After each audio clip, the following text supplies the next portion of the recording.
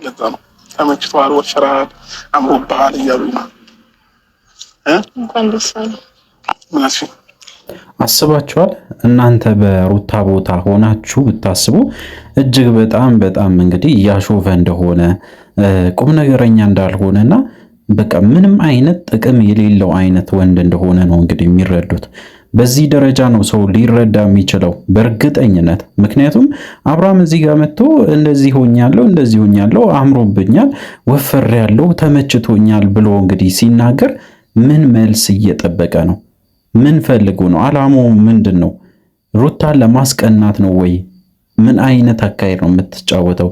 እጅግ በጣም ያሳፍራል። እንግዲህ የሚናገረው ነገር እያንዳንዱ ማለት ይቻላል ሕፃን ልጅ እንኳን በዚህ አያስብም። እንደዚህ አይነት አስተሳሰብ እንኳን ሕፃን ልጅ አያስብም። እውነቱን ለመናገር አንድ አባት ነኝ የሚል ልጅ የወለደ እንግዲህ ልጅ ያለው ሰው ትልቅ ሰው ይሄንን የሚያክል ሰውዬ አምሮብኛል ብሎ እንግዲህ አስተያየት ሲጠይቅ ተመልከቱ። አሁን በዚህ ሰዓት ይሄ የሚወራበት ሰዓትም አይደለም። አንድ ሁለተኛ ደግሞ እሷን ሊያስቃት ወይም ደግሞ ሊያዝናናት የሚችል አይነት ቃል አይደለም በጭራሽ። እንዳውም በዚህ ደረጃ ድፍረት በተሞላበት ንግግር የሆነ ታይም ላይ ይጸጽታል በእርግጠኝነት። አብርሃም አሁን የምታረጋቸው እያንዳንዱ ነገር ማለት ይቻላል የሆነ ታይም ላይ ይጸጽታል። ምክንያቱም የምታደርገው ነገር ትክክል አይደለም። በቃ የምታወራው ወሬ በተለይ ሩታን ዲስሬስፔክት እያረክ እንደሆነ ወይም ደግሞ ክብር እየሰጣት እንዳልሆነ ጭምር ነው በደንብ የምታሳየውና ኮንፊደንስን እዛው ትተህ ብትመጣ የተሻለ ነው። ሄርሜላ አለች። በቃ ሄርሜላ እኮ እንዳለች ሁላችንም እናውቃለን። ከሷ ጋር ያለን ግንኙነት መቀጠል ትችላለህ። በየጊዜው እየመጣ እዚህ ጋር እሷንም ማሰቃየት የለብህም። ሩታን በተለይ በቃ ምክንያት እየፈለግክ አትምጣ። ወደ ውጭ ሀገር ልትሄድ ነው ስለተባለ ብቻ ዘለመተ በጭራሽ እሷን ያንን ነገር ልታስቆም ትችላለህ ማለት አይቻልም በጭራሽ። ልጅን አብረ ማሳደግ ከፈለግ አሳደግ። ከዚህ በፊት በጣም በግልጽ ስንናገር ነበረ። አብርሃም ልጅን ማሳደግ የምትፈልግ ከሆነ ማሳደግ ትችላለህ። ከዛ ውጪ ግን የሰው ሕይወት ውስጥ መግባት አችልም። ምንድነው አሁን እዚህ ጋር ልጅን ወስዳ ልትሄድ ትችላለች ምናምን ብለህ የምታስብ ከሆነ እንዳውም መጀመሪያውኑ አንተ ነህ ያጠፋከው። ከልጅ ጋር እኮ ላለመኖር የወሰንከው አንተ ራስህ ስለሆንክ፣ ስለዚህ ሩታ ምንም ነገር ብታደርግ ያምርባታል ብዬ ነው የማስበው። እንቀጥል እስቲ። ምንነት ሁለታችንም ብንኖር ነው። ስለዚህ ይህንን ሀሳብ እንዴት ታየዋለሽ?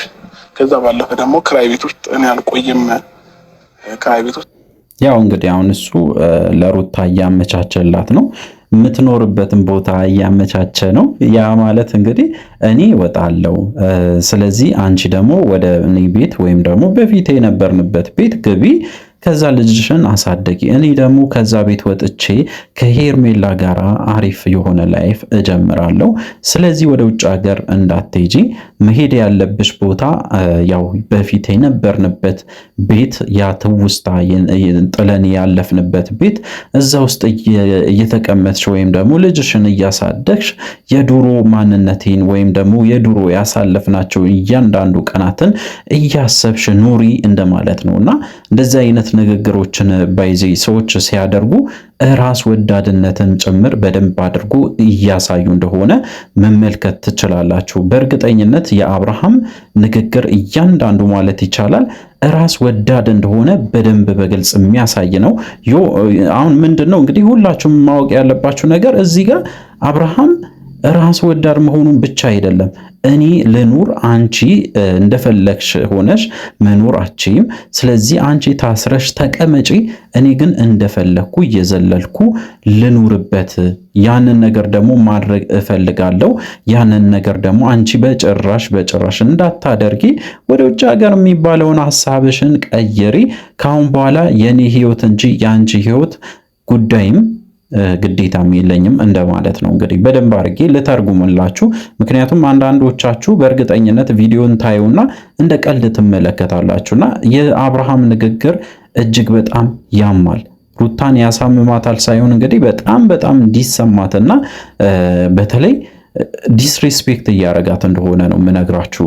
ሩታን በጭራሽ እያከበራት አይደለም። የሚናገራቸውን ቃላቶችን መርጦ አይደለም የሚናገረው፣ እንደመጣለት ነው የሚናገረው። እሱ ብቻ አይደለም እንግዲህ አንድ እናት የሆነች ሴት እንግዲህ ልጅ የምታሳድግ አንዳንድ ፍርድ ሲፈረድባት እጅግ በጣም ያሳዝናል። እንደዚህ አይነት ፍርድ ደግሞ ትክክል ተገቢም አይደለም።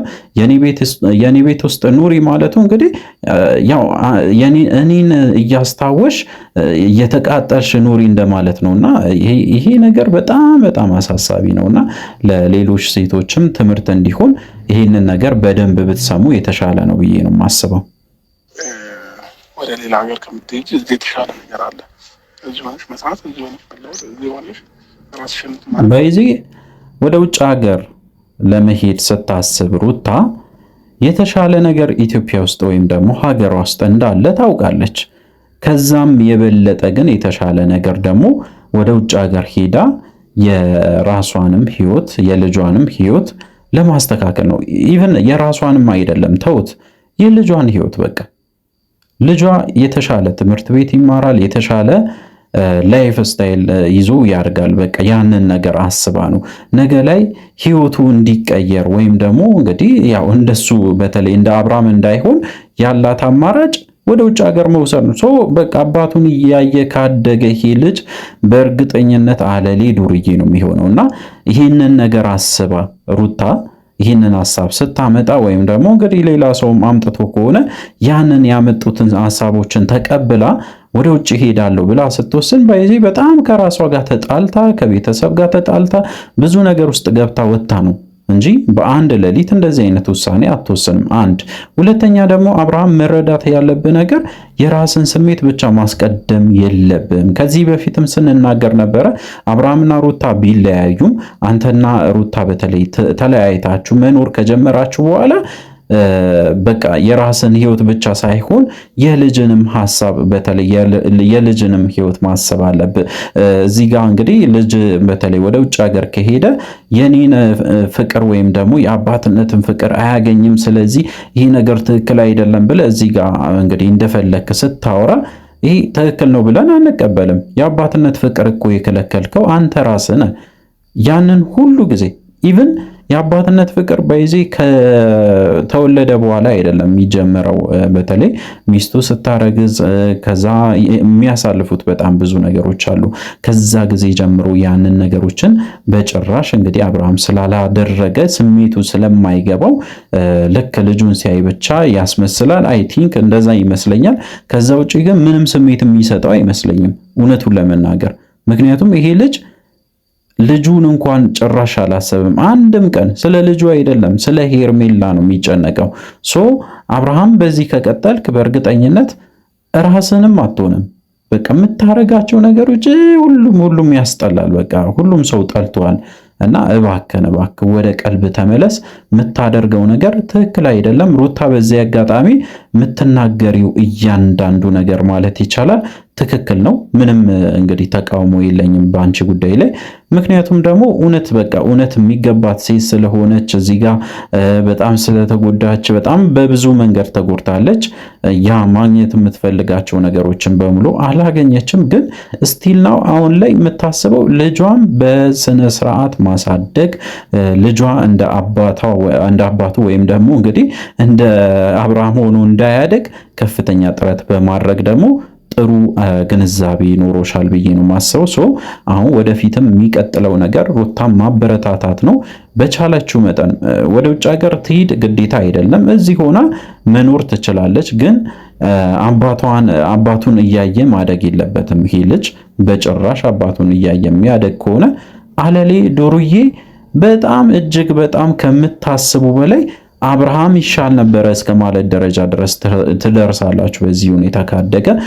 እንግዲህ ምንድነው ቀጣይ የሚፈጠረው አብረን የምንመለከት ይሆናል። ስለዚህ እንግዲህ አዲስ ከሆናችሁ ሰብስክራይብ አድርጉ። በቀጣይ ቪዲዮ እስከምንገናኝ ድረስ በያላችሁበት ጤናና ሰላም ይሁንላችሁ።